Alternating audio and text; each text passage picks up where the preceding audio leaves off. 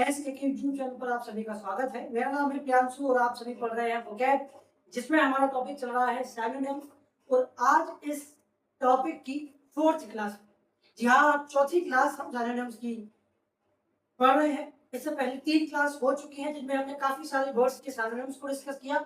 और जैसा कि आप सभी लोग जानते हैं कि हमारी वोकैब क्लास की खास बात यह है कि हम हर वोकैब क्लास के लास्ट में जीके भी डिस्कस कर रहे हैं, जिसमें हमारा टॉपिक चल रहा है बुक्स एंड ऑथर्स, जिसमें हमारी 100 बुक्स कंप्लीट थोड़े ही दिन में होने वाली है। हम पूरे 100 बुक्स और उनके ऑथर्स को डिस्कस करेंगे। उसके बाद हम किसी और टॉपिक को डिस्कस करेंगे। तो शुरू करते हैं आज की क्लास की। अगर आपने पिछली क्लासेस नहीं देखी है तो आप उन क्लासेस को देखेंगे। आज की सिनोनिम्स की बात करें, जैसे कि आपको पता है सिनोनिम्स को हिंदी में समानार्थी शब्द या पर्यायवाची शब्द कहा जाता है। आप 8वीं 9वीं 10वीं कक्षा तक पर्यायवाची शब्द जरूर पढ़े होंगे। परीक्षा में भी आपने इन शब्दों के जवाब दिए होंगे, शब्दों के पर्यायवाची लिखे होंगे। लेकिन यही चीज आपको इंग्लिश में पढ़ना है। आपको वर्ड भी इंग्लिश में दिया रहेगा, उसके जो पर्यायवाची शब्द है यानी कि सिनोनिम्स है वो भी आपको इंग्लिश में दिए रहेंगे। 3 ऑप्शन होंगे, किसी वर्ड का आपसे सिनोनिम पूछा जाएगा। 4 ऑप्शन दिए रहेंगे जिसमें से 3 गलत होंगे और एक सही सिनोनिम होगा। आपको करेक्ट सिनोनिम चूज करना है, टिक करना है, ठीक है। फर्स्ट क्लास में मैंने आपको एग्जाम्पल के साथ भी नोट करके बताया था कि प्रतियोगी परीक्षा में सिनोनिम टॉपिक से प्रश्न कैसा पूछा जाता है। शुरू करते हैं आज की क्लास की। तो आज का पहला वर्ड मैंने लिखा,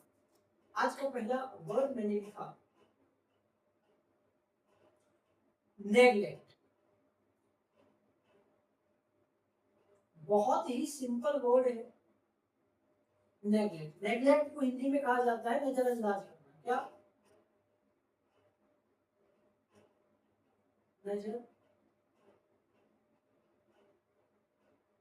नजरअंदाज, ठीक है, नजरअंदाज।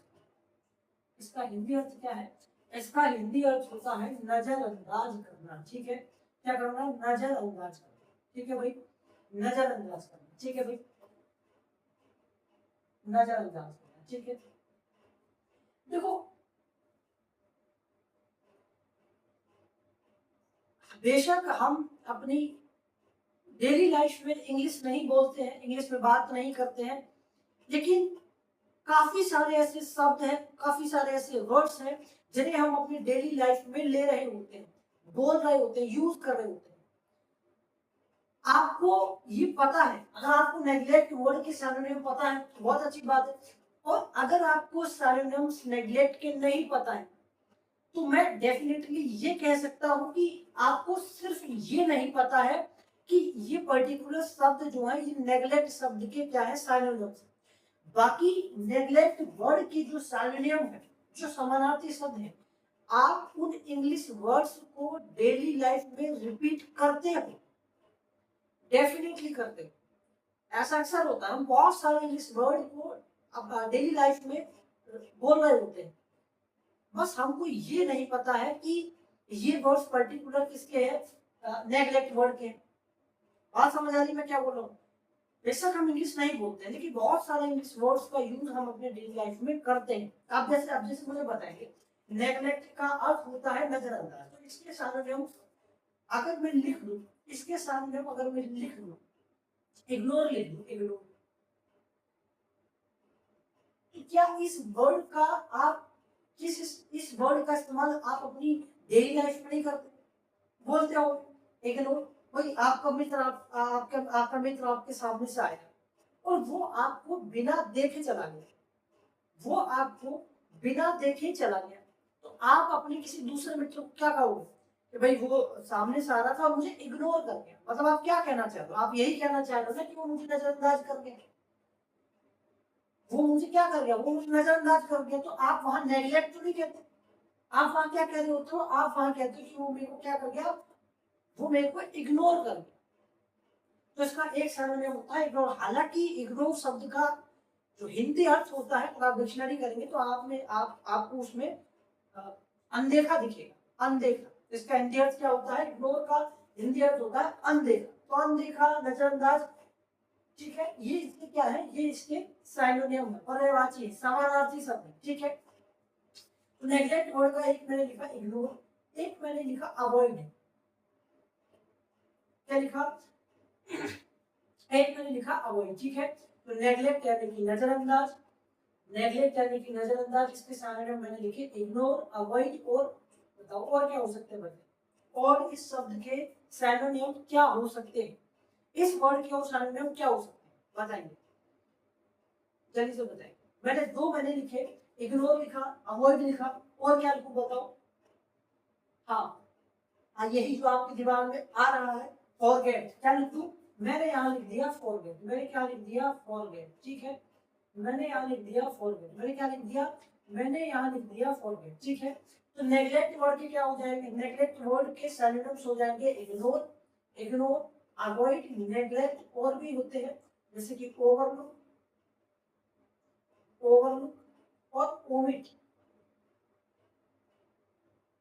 Overlook, omit. तो नेग्लेक्ट वर्ड की सिनोनिम्स हो जाएंगे, नेग्लेक्ट वर्ड के सिनोनिम्स हो जाएंगे, नेग्लेक्ट वर्ड, नेग्लेक्ट का अर्थ होता है नजरअंदाज करना, इसके सिनोनिम्स मैंने लिखे ignore, avoid, forget, ignore, avoid, forget, overlook और ओमिट, ठीक है, इग्नोर, अवॉइड, फॉरगेट, ओवरलुक और अवॉइड, ठीक है।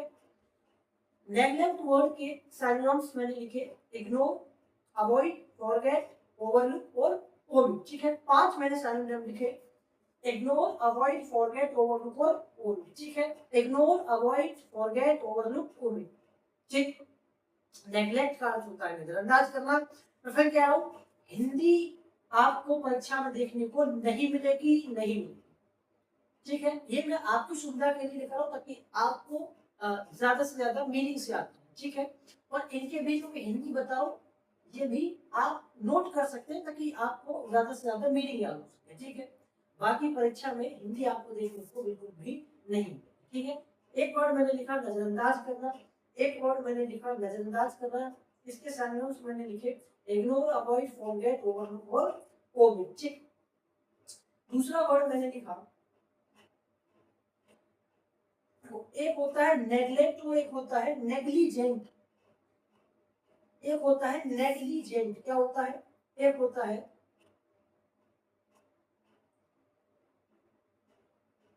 नेग्लिजेंट, क्या होता है, एक होता है नेग्लिजेंट, ठीक है। एक मैंने लिखा नेग्लेक्ट यानी कि नजरअंदाज करना, एक मैंने लिखा नेग्लेक्ट यानी कि नजरअंदाज करना, और एक होता है नेग्लिजेंट, नेग्लिजेंट, नेग्लिजेंट का अर्थ होता है, नेग्लिजेंट का अर्थ होता है लापरवाह, क्या अर्थ होता है लापरवाह, क्या अर्थ होता है, नेग्लिजेंट का अर्थ होता है लापरवाह, लापरवाह, ठीक है, क्या अर्थ होता है लापरवाह, ठीक है, लापरवाह। हाँ। क्या इसके मुझे आप सारे नियम बता पाएंगे, जरूर बता पाएंगे। लापरवाह को आप क्या कहते हैं, लापरवाह को आप क्या कहते हैं, क्या आप उसको क्या कहते हैं, आपके क्या कहते हैं, केयरलेस, क्या कहेंगे, उसको कह देंगे आप केयरलेस, तो कहते हो ना केयरलेस, ठीक है।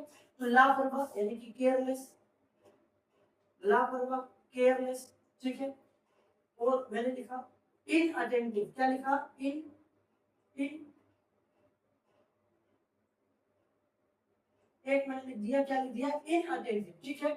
तो एक बार लिखा नेग्लेक्ट यानी कि नजरअंदाज करना, जिसके मैंने सिनोनिम लिखे इग्नोर, अवॉइड, फॉरगेट, ओवरलुक और इग्नोर, अवॉइड, फॉरगेट, ओवरलुक और ओमिट। दूसरा मैंने लिखा, दूसरा मैंने लिखा, क्या लिखा, दूसरा मैंने लिखा नेग्लिजेंट, नेग्लिजेंट का अर्थ होता है लापरवाह, इसके सिनोनिम मैंने लिखे केयरलेस, केयरलेस और इनअटेंटिव, केयरलेस और इनअटेंटिव, ठीक है, क्या लिखा, केयरलेस और इनअटेंटिव, ठीक है। तीसरा वर्ड मैंने लिखा, तीसरा वर्ड मैंने लिखा, तीसरा वर्ड मैंने लिखा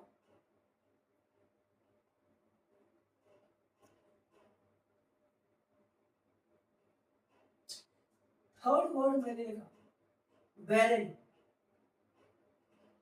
BARREN, बैरन, क्या लिखा, मैंने लिखा बैरन, मैंने क्या लिखा, मैंने लिखा बैरन, और बैरन का अर्थ होता है बांझ, क्या अर्थ होता है, बैरन का हिंदी अर्थ होता है बांझ, है ना, बांझ। और यहाँ पर बांझ का अर्थ बंजर जमीन से है, यहाँ पर बांझ का अर्थ किससे है, बंजर जमीन से, बांझ, बैरन, बैरन का अर्थ होता है बांझ, और बांझ का अर्थ यहाँ पर बंजर जमीन से। तो बंजर जमीन को आप मुझे बताइए क्या अनप्रोडक्टिव कहेंगे? बिल्कुल कहेंगे अनप्रोडक्टिव। अनप्रोडक्टिव यानी कि अनुत्पादक, अनुत्पादक, ठीक है। उसके बाद मैंने लिखा इनफर्टाइल। इनफर्टाइल क्या लिखा? मैंने लिखा इनफर्टाइल यानी कि बंजर। इनफर्टाइल क्या कहते हैं? इनफर्टाइल का हिंदी अर्थ होता है बंजर, ठीक है। इनफर्टाइल, ठीक। बैरन यानी कि बांझ। इसके सिनोनिम्स मैंने लिखे अनप्रोडक्टिव यानी कि अनुत्पादक, अनुत्पादक, इनफर्टाइल यानी कि बंजर, और फ्रूटलेस, एक होता है फ्रूटलेस, फ्रूटलेस, फ्रूटलेस, फ्रूटलेस फलहीन। अनफ्रूटफुल भी होता है, अनफ्रूट, अनफ्रूटफुल, अनफ्रूटफुल, निष्फल, ठीक है। फ्रूटलेस यानी कि फलहीन, अनफ्रूटफुल भी होता है, अनफ्रूटफुल, निष्फल, ठीक है। अनफ्रूटफुल, निष्फल। तो ये किसके सिनोनिम्स हो जाएंगे? सिनोनिम्स हो जाएंगे बैरन यानी कि बांझ, ठीक है। बांझ का अर्थ यहाँ पर बंजर जमीन से, इनफर्टाइल, बंजर, ठीक है। तो 3 वर्ड मैंने यहाँ पर लिखे, नेग्लेक्ट नजरअंदाज करना। नेग्लेक्ट वर्ड के सिनोनिम्स हो जाएंगे इग्नोर, अवॉइड, फॉरगेट, ओवरलुक और ओमिट, ठीक है। इग्नोर, अवॉइड, फॉरगेट, ओवरलुक और ओमिट। नेग्लेक्ट वर्ड के सिनोनिम्स हो जाएंगे केयरलेस और इनअटेंटिव। थर्ड वर्ड मैंने लिखा बैरन यानी कि बांझ। इसके सिनोनिम्स मैंने लिखे अनप्रोडक्टिव, इनफर्टाइल, फ्रूटलेस यानी कि निष्फल, फलहीन और अनफ्रूटफुल यानी कि निष्फल, ठीक है। फोर्थ वर्ड मैंने लिखा, फोर्थ वर्ड आप लिख लो बेफल। फोर्थ वर्ड क्या लिख लो? फोर्थ वर्ड लिख लो बेफल। बेफल का अर्थ बताएंगे एक बार, बेफल का एक बार अर्थ बताएंगे। ये जो वर्ड है बैरन, ये बहुत बार परीक्षा में पूछा गया है, काफी बार अन्य परीक्षाओं में ये पूछा गया। सबसे ज्यादा एसएससी में, एसएससी का फेवरेट है ये वर्ड बैरन। एसएससी में कई बार इस वर्ड को पूछा गया, इसके सिनोनिम को पूछा गया है, ठीक है। इसलिए मैंने इसके सिनोनिम आपको बताया अनप्रोडक्टिव, इनफर्टाइल, फ्रूटलेस और अनफ्रूटफुल, ठीक है। फोर्थ वर्ड मैंने लिखा, फोर्थ वर्ड मैंने लिखा बेफल। बेफल, बेफल का हिंदी अर्थ होता है चकित करना। क्या होता है? चकित करना, चकित करना। क्या अर्थ होता है? चकित करना, ठीक है, चकित करना। इसके सिनोनिम्स लिखेंगे पजल, पजल, पजल। पजल का अर्थ क्या होता है? पजल का अर्थ क्या होता है? पजल क्या कहते हैं? पहेली, क्या कहते हैं हिंदी में? पहेली, ठीक है। कंफ्यूजन, कंफ्यूजन, ठीक है। बेफल के सिनोनिम्स हो जाएंगे पजल, कंफ्यूजन, अमेज। अमेज का अर्थ होता है आश्चर्यचकित करना। क्या होता है? आश्चर्यचकित करना। पहेली, भ्रम, कंफ्यूजन यानी कि भ्रम, अमेज आश्चर्यचकित करना, और एक होता है, एक होता है इसका एक और सिनोनिम होता है परप्लेक्स। क्या होता है? Perplex, PERPLEX, perplex. परप्लेक्स का अर्थ होता है उलझन में डालना। क्या होता है? परप्लेक्स का अर्थ होता है उलझन में डालना। इसका अर्थ क्या होता है? उलझन में डालना। तो ये चार वर्ड मैंने बताया, नेग्लेक्ट, नेग्लिजेंट, बैरन, बेफल। नेग्लेक्ट, नेग्लिजेंट, बैरन, बेफल। मैं इस प्रकार से आपको वर्ड बता रहा हूँ कि आपको एक बारी में ही, देखो मैं यहाँ पर कम से कम 3 से 4 बार मैं यहाँ पर रिपीट कर रहा हूँ ताकि आपको वो आपके दिमाग में थोड़ा बैठ जाए। 3 से 4 बार मैं रिपीट कर रहा हूँ। सेकंड, मैं वर्ड्स ऐसे बता रहा हूँ, मैं वर्ड्स, वो वर्ड्स आपको बता रहा हूँ कि वो आपको ऑटोमेटिकली 3 से 4-5 बार में याद हो जाए। कैसे? नेग्लेक्ट, नेग्लिजेंट सेम वर्ड है, सेम वर्ड है, मैं एक साथ आपको बताया नेग्लेक्ट, नेग्लिजेंट, ठीक है। फिर मैंने आपको बताया बैरन, बेफल, ठीक है। बैरन का अर्थ मुझे, बेफल का अर्थ मुझे बताएंगे। बेफल, बेफल का अर्थ होता है चकित करना। और बेफल के सिनोनिम्स मैंने आपको बताए, बेफल के सिनोनिम्स मैंने आपको बताए, अमेज बताया आश्चर्यचकित करना, आपको मैंने कंफ्यूजन बताया, भ्रम, परप्लेक्स बताया, उलझन में डालना, और एक होता है, एक इसका होता है पजल यानी कि पहेली। ठीक है, पजल यानी कि पहेली, एक होता है पजल यानी कि पहेली। अच्छा,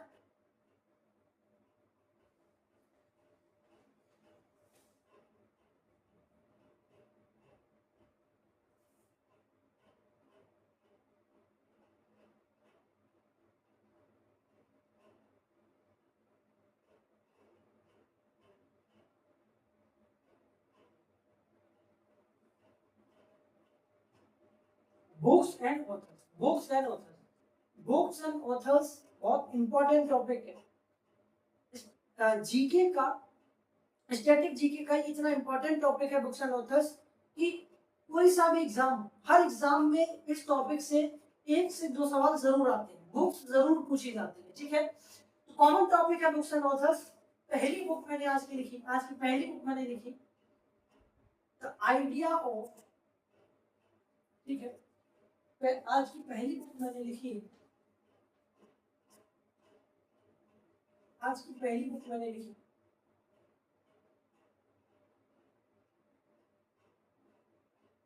the idea of justice.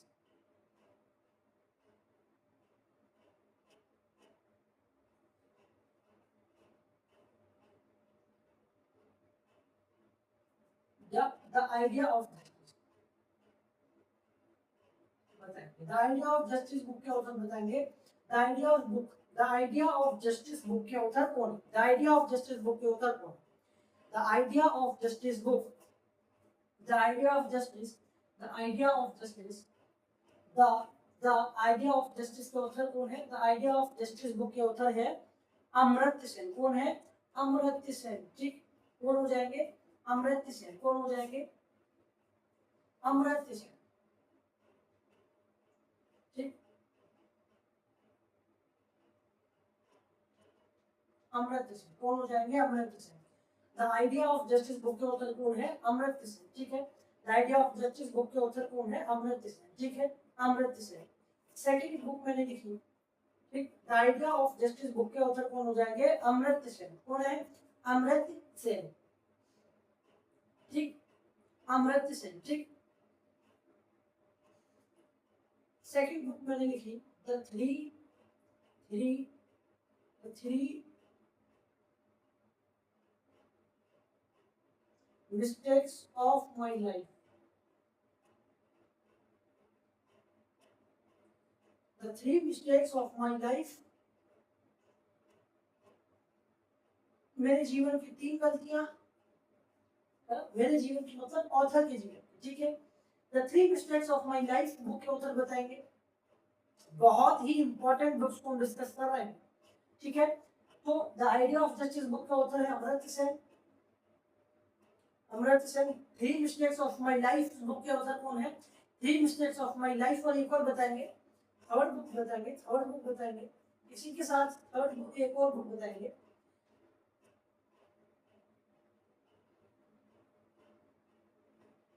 Revolution 2020। क्या बताएंगे?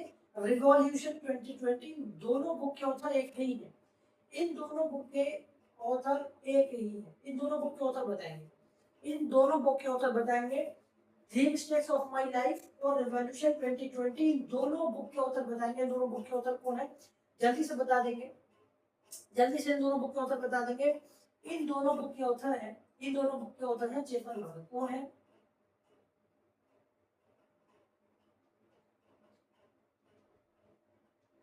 चेतन भगत। इन दोनों बुक के ऑथर कौन है? इन दोनों बुक के ऑथर है Chetan Bhagat. The idea of justice Amartya Sen. कौन ऑथर है? Amartya Sen. Three steps of my life और रिवॉल्यूशन 2020, दोनों बुक के ऑथर कौन हो जाएंगे? चेतन भगत। ठीक है, जल्दी से एक बुक और बता देंगे, एक बुक और बता देंगे, एक बुक के ऑथर और बता देंगे, गोदान। ठीक है, गोदान, गोदान बुक के ऑथर और बताएंगे, गोदान।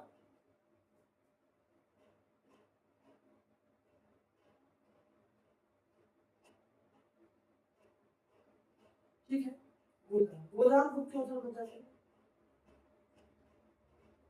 गोदान बुक के ऑथर है गोदान बुक के ऑथर कौन है? जल्दी से बताइए। गोदान बुक के ऑथर है, गोदान बुक के ऑथर कौन है? गोदान बुक के ऑथर है मुंशी प्रेमचंद। कौन है? मुंशी प्रेमचंद। कौन है? मुंशी प्रेमचंद। ठीक है, कौन हो जाएंगे? मुंशी प्रेमचंद।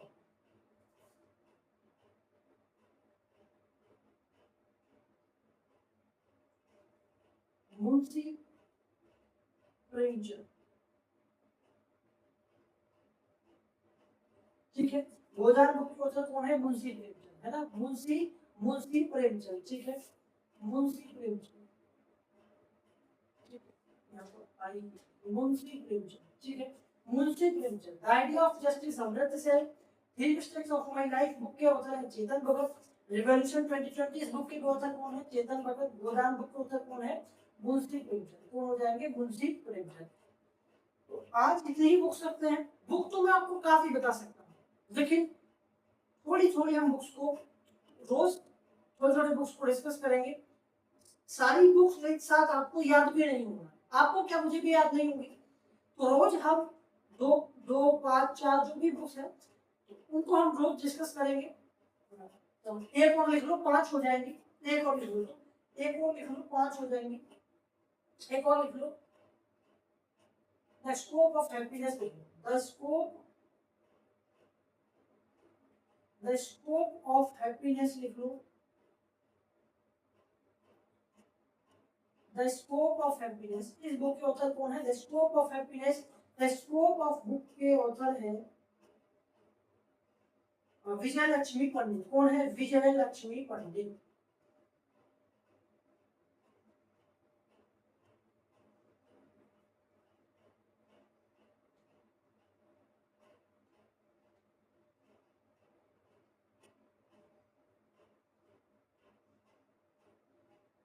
विजय लक्ष्मी पंडित। कौन है? विजय लक्ष्मी पंडित। ठीक है, the scope of happiness book के ऑथर कौन है? विजय लक्ष्मी पंडित। कौन हो जाएंगे? विजय लक्ष्मी पंडित हो जाएंगे। ठीक है, तो आज 5 बुक्स हमने डिस्कस की। द आइडिया ऑफ जस्टिस के ऑथर है, the idea of justice book के ऑथर है Amrit Sen. Three mistakes of my life, three mistakes of my life और रिवॉल्यूशन 2020 इस बुक के ऑथर कौन है? चेतन भगत। गोदान बुक के ऑथर है मुंशी प्रेमचंद। और द स्कोप ऑफ हैप्पीनेस इस बुक के ऑथर कौन हो जाएंगे? इस बुक के ऑथर हो जाएंगे विजय लक्ष्मी पंडित। ठीक है, the scope of happiness book के ऑथर कौन है? विजय लक्ष्मी पंडित। गोदान बुक के ऑथर कौन है? गोदान बुक के ऑथर है मुंशी प्रेमचंद। रिवॉल्यूशन 2020 और three mistakes of my life in दोनों बुक्स के ऑथर है Chetan Bhagat. The idea of justice इस बुक के ऑथर है अमृत सेन। तो आज के लिए इतना ही रखते हैं। अगर आपको कोई डाउट है तो आप कमेंट कर सकते हैं। और क्लास से अगर आपको कुछ नया सीखने को मिला है तो क्लास को जरूर लाइक करेंगे और चैनल को सब्सक्राइब करेंगे, ताकि अगली वीडियो का नोटिफिकेशन आपको तुरंत मिल सके। मिलते हैं अगली क्लास में, तब तक के लिए जय हिंद, नमस्कार।